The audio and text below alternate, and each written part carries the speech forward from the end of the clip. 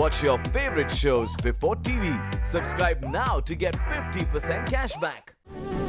ராம் ராம் சொன்னா கேளுங்க ராம். ஐயோ என்ன பண்றது ராம்?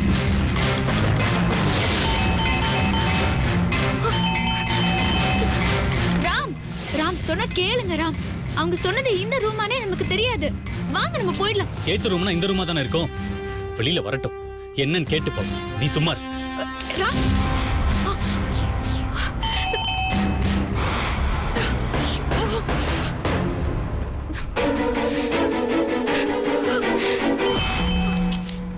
ராம் ராம் ராம் என்ன ராம் நீங்க? நான் இவ்ளோ சொல்லியும் நீங்க கேட்க மாட்டேங்கறீங்க. ராம் அவங்க ஏன் அப்படி சொன்னாங்கன்னு நான் கேட்காம விட மாட்டேன் வெண்மதி. நீ சும்மா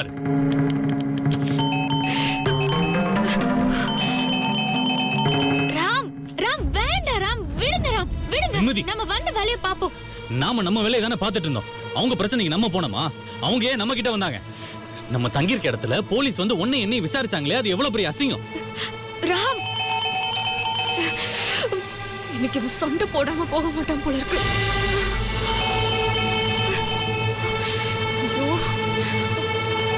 ராம் ராம் நம்மள விசாரிக்க தானே செஞ்சாங்க.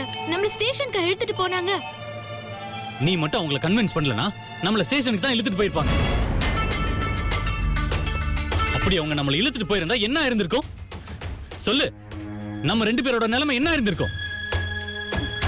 நம்ம வாழ்க்கை, நம்ம கெரியர் எல்லாமே முடிஞ்சு போயிருந்திருக்கும். நம்ம பிசினஸ் கொலீக்ஸ், எதிரிங்க, ஃபைனான்சியர்ஸ், பையர்ஸ், சப்ளையர்ஸ் இப்படி எல்லாருமே நம்ம பேங்க் மேனேஜர் வீட்டு கல்யாணத்தை அட்டெண்ட் பண்றதுக்கு வந்து பக்கத்துல இருக்க ஹோட்டல்ல தங்கி இருக்க இந்த நேரத்துல இப்படி நடந்திருக்கே. இதை நினைச்சு பார்க்கவே எப்படி இருக்கு தெரியுமா? எனக்கு பயமா இருக்கு வெண்மதி, பயமா இருக்கு. நீங்க சொல்றது உண்மைதான் ராம். ஆனா நல்லபடியா அது முடிஞ்சிருச்சுல. இப்போ அத மறுபடியும் தோண்டி எடுக்கணுமா?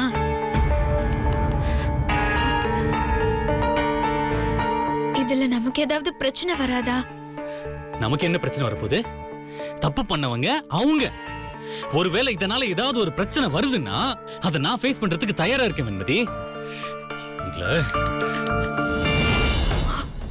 இவ மட்டும் இப்ப என்ன பார்த்துட்டானா என்னோட எல்லா முயற்சியும் வீணாயிடுமே.